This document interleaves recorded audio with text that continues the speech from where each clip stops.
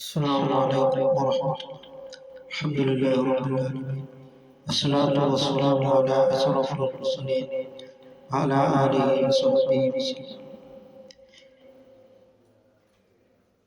വിശുദ്ധമായ ഇസ്ലാമിൽ ഏറ്റവും അഫ്ളലായിട്ടുള്ള ഒരു കാര്യം സ്വലാത്തുൽ അംത്യം, നിസ്കാരം അതിൻ്റെ ആദ്യമത്തിൽ തന്നെ നിസ്കരിക്കുക എന്നുള്ളത് സയ്യിദുനാ മുഹമ്മദ് റസൂലുള്ളാഹി സ്വല്ലല്ലാഹു അലൈഹി വസല്ലം തങ്ങൾ പറഞ്ഞു.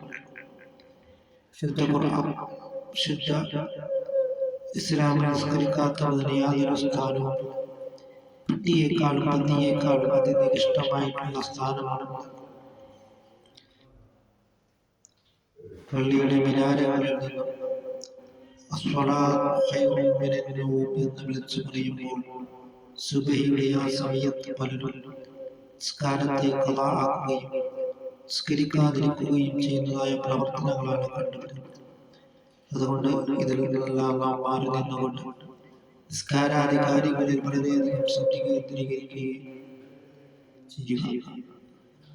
7 വയസ്സായിട്ടും കുട്ടികളോട് നിസ്കാരം കൊണ്ട് കൽപ്പിക്കുകയും 10 വയസ്സായിട്ടും നിസ്കരിച്ചില്ല എങ്കിൽ അവരെ അടിക്കുകയും ചെയ്യുക എന്നാണ്. അങ്ങനെ നാം വിശുദ്ധ ഇസ്ലാം പഠിപ്പിച്ചതായിരുന്നു രൂപത്തിൽ നിസ്കാരാധികാരികളിൽ വളരെയധികം ശുദ്ധീകരിക്കുകയും അള്ളാഹുവിനെ നാം തഖ്വ ചെയ്ത് ജീവിക്കുവാനും ഓരോ സെക്കൻഡ് സമയങ്ങളിൽ ഖബറിലേക്കുള്ളതാണ് എന്ന് നാം മനസ്സിലാക്കിക്കൊണ്ട് നാം നിസ്കാരാധികാരികളിൽ ശ്രദ്ധ കേന്ദ്രീകരിക്കും.